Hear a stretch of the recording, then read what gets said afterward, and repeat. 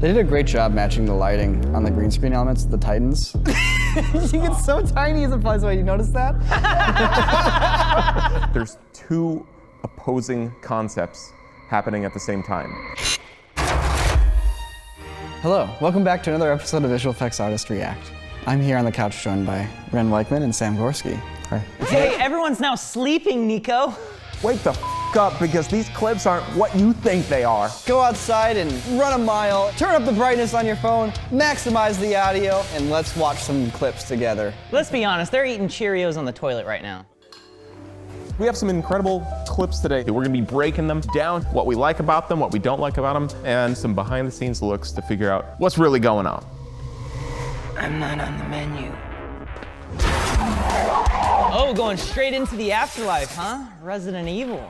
So this scene was requested in the comments. I had seen it before, and we have to do it today, finally. I told you I'd be bringing a few friends.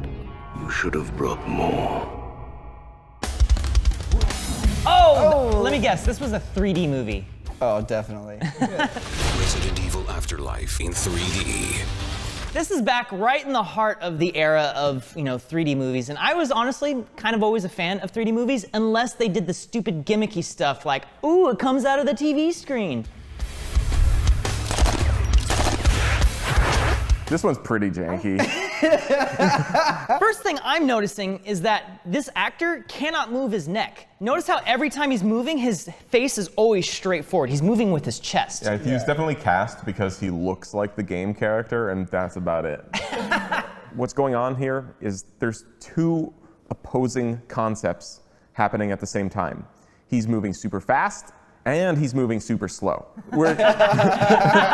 Which is like, are we quickly dodging the bullets, or are we dodging them in slow motion? In this one, they're like, both a little bit.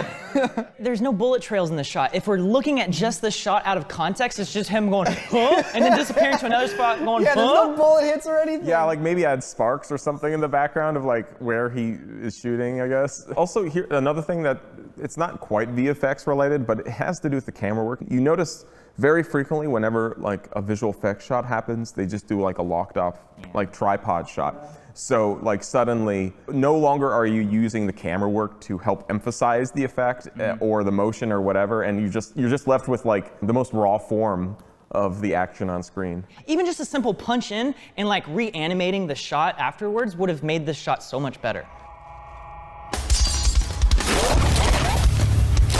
See, this dodging I actually kind of like. This has the impact that a shot like this is supposed to have. Exactly, they're adding like that punchy distortion, and it just gives the shot energy that I like. The other shot didn't have that energy.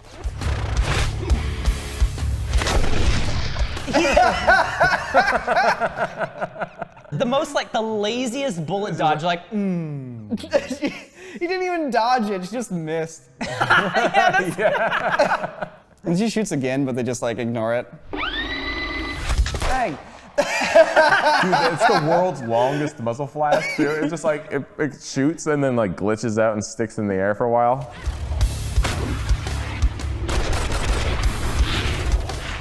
Dude, the 3 bullets that go by super fast, like she goes like, Yeah, those 2 bullets. How'd you fire 2 bullets so fast like you ever done? Inches apart. like the double bullet, like 2 Yeah, bullets got packed into one casing, and they both came out. Oh, right into the tubes. There's a lot of wacky things going on here, but that's because this is based on a video game, and there's a game cinematic that's from the series that's really similar to this. wait, really? So you're saying most of the choreography from the scene is based on a game cinematic? Oh my goodness, it is. Oh, but he starts moving while the glasses distract him and uses that time to run in. Oh, that was way cooler. In the movie, it's like literally just a fast blur. It's a very feathered blur, which doesn't look very good. But this one, it's got like directional spikes in the blur. And it's an actual like smoke element too. His poses are way more dynamic, and the camera's rushing in, and he's rushing in, as well as the other guy's rushing in, implying aggression and confrontation. Oh, that slide was so much more intense, like with the coat flaring out and everything. They even had the freaking neck crack after he like got hit. Pretty crazy, right? Seeing how close this is. You know what, I'm gonna give the filmmakers props for actually trying to copy some of the stuff in the game.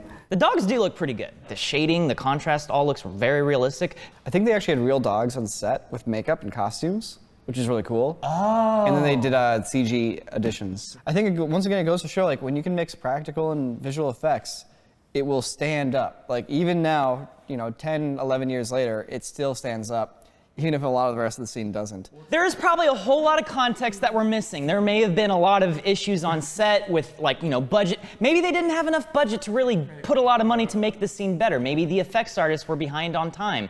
Who knows what happened, but at the end of the day, we're sitting here having a good time watching the final results. Look, we've made bad stuff too, and we still watch it and laugh at it too. Yeah. Like, we can all enjoy the process. Where do you think we get these clips from? Do they just come to us like ideas randomly? No, actually they come from the comments. So if there's a clip you want to see or want us to react to, let us know in the comments below.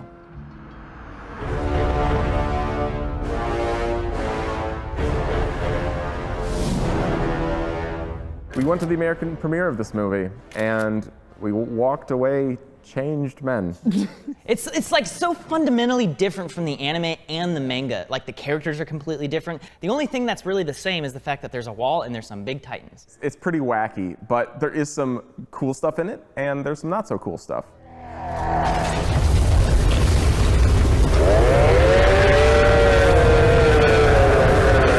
This is actually pretty sweet. I will say, the Colossal Titan in this movie is pretty cool. It's a big-ass puppet they made. Everything around it is CG, but the Colossal Titan itself is this huge, rubbery puppet that's being controlled by, 3 or 4 people on a green screen.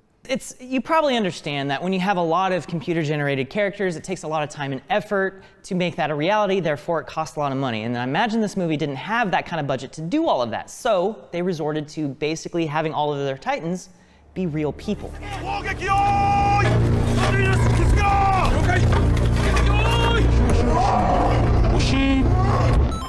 Dude, the gluttonous Titan! That's the gluttonous. There he is! Dude, look at those prosthetic eyes.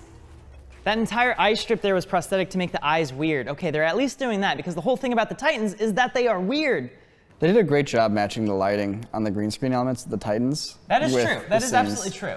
It doesn't look that bad. That shot right there of her like on her knees and whatnot, like grabbing people. The angle's really good. I do think a lot of the pre-production on all the compositing work is really well done. Like the thought out camera placement, the placement of the lights is incredibly important when you're shooting green screen elements. And they're also filming the Titans in slow motion, which is another layer of planning that you have to do. It's like if you're gonna be like, okay, my actor ran from here to here in 2 seconds, but we're gonna film the Titans at a scale of 3 to 1. So we're gonna have them do that action over the course of 2/3 of a second and then slow it down to be 2 seconds. It's complicated stuff, and they're doing a really good job of it. Whoever basically, supervised and executed these visual effects scenes, they know their compositing and scale and all that kind of stuff.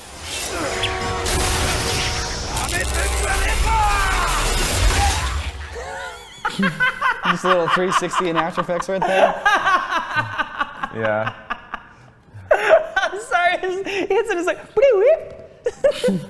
Honestly, if we were to make an Attack on Titan thing, it'd probably be about the same. I'd be pretty pleased if it looked this good, but Yeah. at the same time, just the mere nature of what they do isn't something that you can really replicate in real life. That's the whole reason why it starts as an anime. You can achieve those things.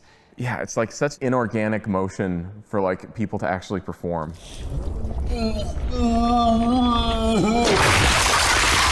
Okay. But it doesn't make any sense. No. Okay, anyways.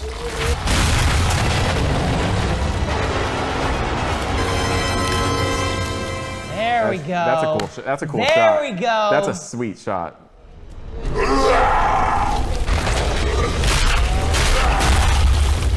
We're in full Power Rangers now. Yeah. This is basically just Power Rangers with flesh costumes.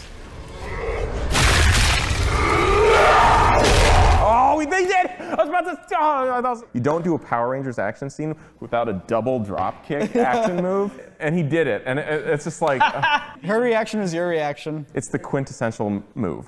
mean, the funny thing is, like, Attack on Titan is at its core Power Rangers, Ultraman, Voltron thing. It's just flesh mechs.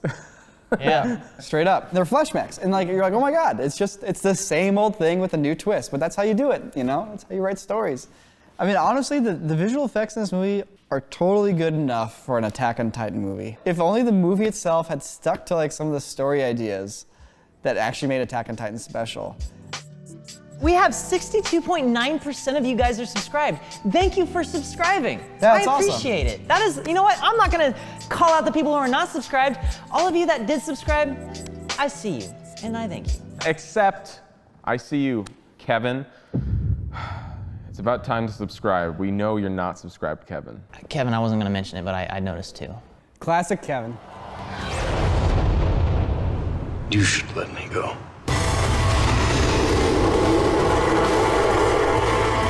This movie is called The Day After Tomorrow. No! No, that's War of the Worlds. The War of the Worlds. Wait, no! God dang it! This movie is called The Day the Earth Stood Still, the other Keanu Reeves movie. It's time for some helicopter VFX jank. Let's do it.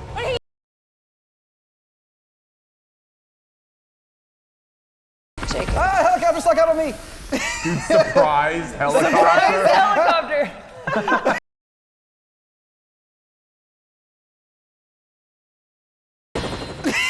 She gets so tiny as it flies away. You notice that? Oh my goodness! She shrinks. What could have happened here, and this is random speculation. You know, they have a film element. It's like the helicopter's here, okay, and I'm gonna go to the end of the shot. The helicopter's scaled down about 50%, so I'll scale her down about 50%. Maybe it kind of fits. The thing is, when something's moving away from you in 3D space, it gets smaller, you know, in a two-dimensional composition, but it's not a linear, like, shrinkage. It works more like a curve. So, like, it'll shrink down quickly, and then little by little shrink slower and slower. So maybe there's a mistimed shrinkage, and, like, she's linearly scaling, and the helicopter's It's like an inverse. Yeah, inverse Inverse exponential. exponential, yeah.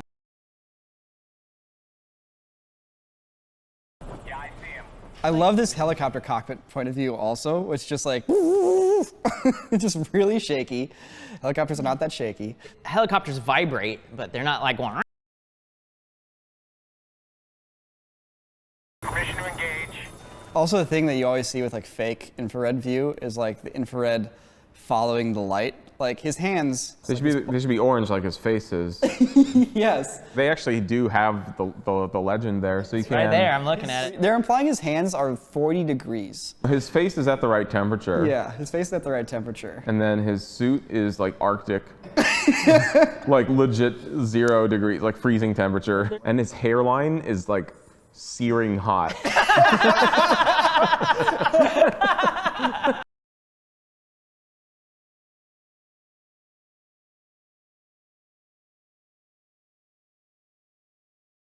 Oh, hold up there. So as these two helicopters are approaching, it's a tracking issue. And just watching it first go, it looks off. Somebody thought, you know what? Shaky camera. Let's just shake the camera when we film it.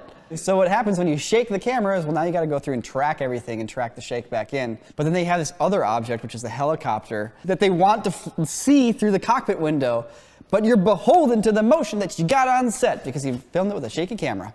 And they're like, well, we can't have that helicopter shaking all over the place, can we? We need to be able to see it. And now you have a totally disconnected graphic that's not tracked into the scene at all. You have a background that's not really tracked to the shaky camera either. It's 3 levels of independent motion. Anyways, I'm just ragging on this movie because it's a easy target.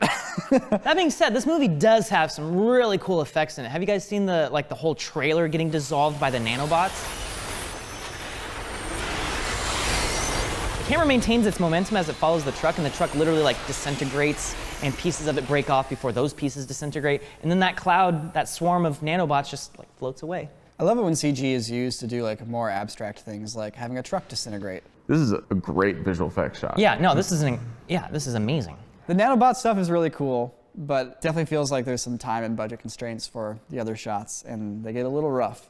Well, what usually happens with movies like this is that there's a bit of a priority breakdown for like what shots get the most love, you know? I bet it was probably just one company that did all of these shots, and they were the priciest company, and that's where most of the budget went to, and then they had to sprinkle the rest of the budget to everyone else doing all the other effects in the movie. Yeah. That would be my guess. Everyone freeze, it's an emergency green screen hoodie, which is now on sale at corridordigital.store. Inspired by the emergency green screen blankets, we've now realized, wait a second, what if you want your green screen with you all the time? Now, before you skip, look, you're probably saying, hey, Sam, I'm already wearing clothes. Why do I need new ones? Well, let me tell you why. First off, just take a look at this beautiful Bosstown Dynamics design. Did you know this is one of the fastest selling designs in our store's history? Well, they're back and ready for you to pick one up. Not to mention, it's almost summer. A Hawaiian shirt is gonna look sweet on you, and our custom Hawaiian shirts are perfect for letting everyone know that you're into fun, you're into partying. Also, you can render out a cool shot.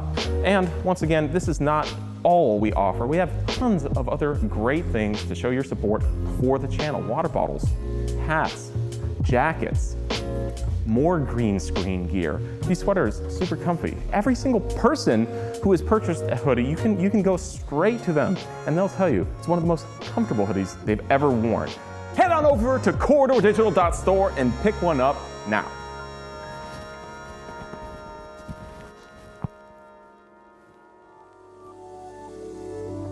Wow, okay, that was a lot more roasting than I anticipated, but that was some fun roasting. If you guys worked on any of these movies, I'm sorry, but hopefully you aren't upset. Thanks for watching, we appreciate it. We'll be back here next week with another episode of Visual Effects Artists React. Until then, subscribe so you don't miss out. Hit that doorbell.